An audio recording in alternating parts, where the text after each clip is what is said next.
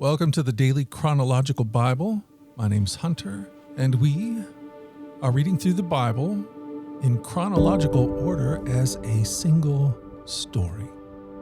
And that story is all about Jesus. We will look at this whole book through the lens of Jesus. It is a revelation of Him, and He has revealed to us the heart of the Father.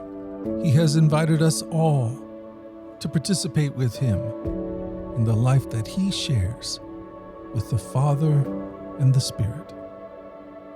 Today, day 29, we are in the book of Job, chapters 35 through 37. We are reading through the New Living Translation. This is the word of the Lord. Job 35. Job 35. Elihu reminds Job of God's justice.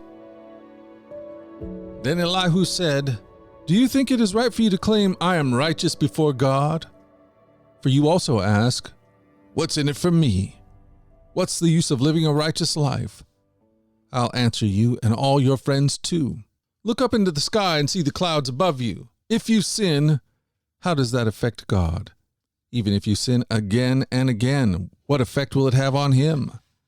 If you are good, is this some great gift to Him? What could you possibly give Him? No, your sins affect only people like yourself. And your good deeds also affect only humans. People cry out when they're oppressed. They groan beneath the power of the Almighty, yet they don't ask, where is God, my Creator? The one who gives songs in the night. Where is the one who makes us smarter than the animals and wiser than the birds of the sky? And when they cry out, God does not answer because of their pride. But it is wrong to say God doesn't listen, to say the Almighty isn't concerned. You say you can't see Him, but He will bring justice if you will only wait. You say He does not respond to sinners with anger and is not greatly concerned about the wicked. But you're talking nonsense, Job. You have spoken like a fool. Job 36. Elihu continues speaking. Let me go on, and I will show you the truth, for I have not finished defending God. I will present profound arguments for the righteousness of my Creator. I am telling you nothing but the truth, for I am a man of great knowledge. God is mighty, but He does not despise anyone. He is mighty in both power and understanding. He does not let the wicked live, but gives justice to the afflicted. He never takes His eyes off the innocent, but He sets them on thrones with kings and exalts them forever. If they are bound in chains and caught up in a web of trouble, He shows them the reason. He shows them their sins of pride. He gets their attention and commands that they turn from evil. If they listen and obey God, they will be blessed with prosperity throughout their lives. All their years will be pleasant.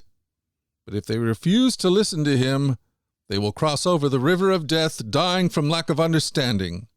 For the godless are full of resentment. Even when He punishes them, they refuse to cry out to Him for help. They die when they are young after wasting their lives in immoral living, but by means of their suffering He rescues those who suffer.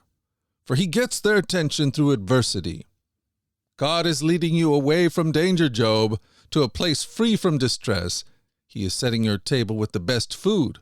But you are obsessed with whether the godless will be judged. Don't worry, judgment and justice will be upheld.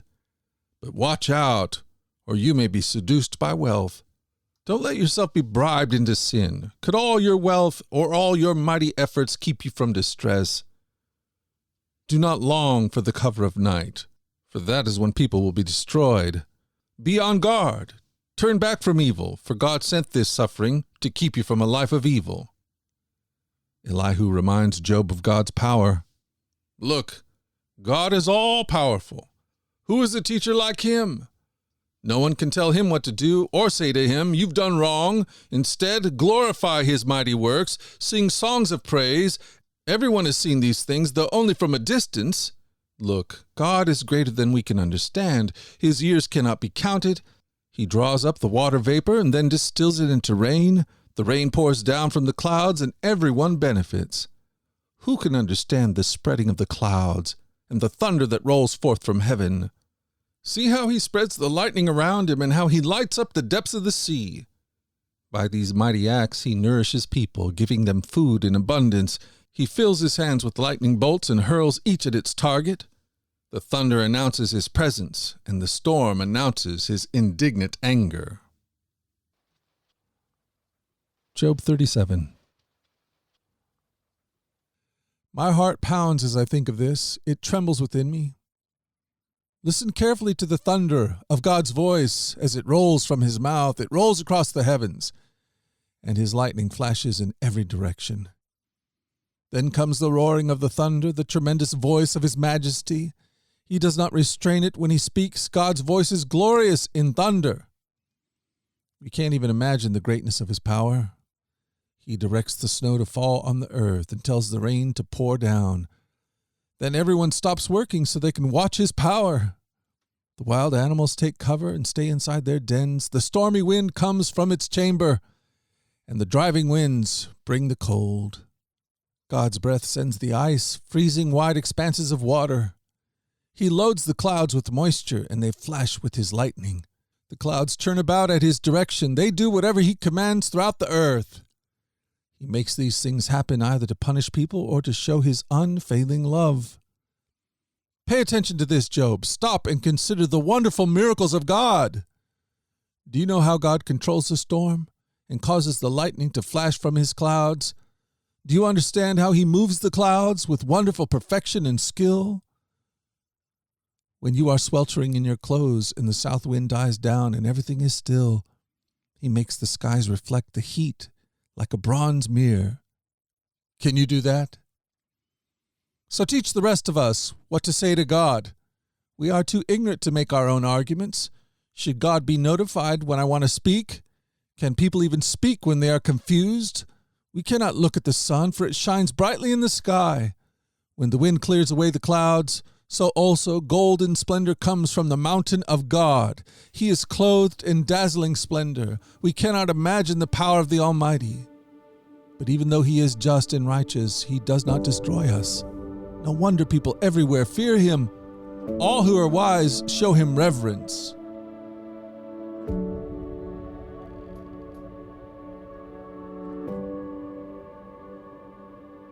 Thank you for joining us at the Daily Chronological Bible.